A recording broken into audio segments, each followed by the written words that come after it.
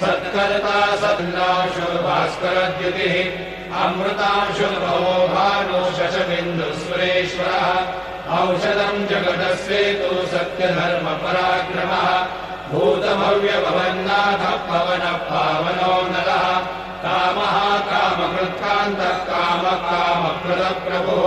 युगादिगद्यमावर्तो नैकमायो महाशनः अदृश्यो व्यक्तरूपश्च सहस्रयुनन्तयुध इष्टो विशिष्टशिष्टेश्च शिखण्डी नहुषो वृषः क्रोधः क्रोधकृत्कर्ता विश्वबाहुर्महेधरः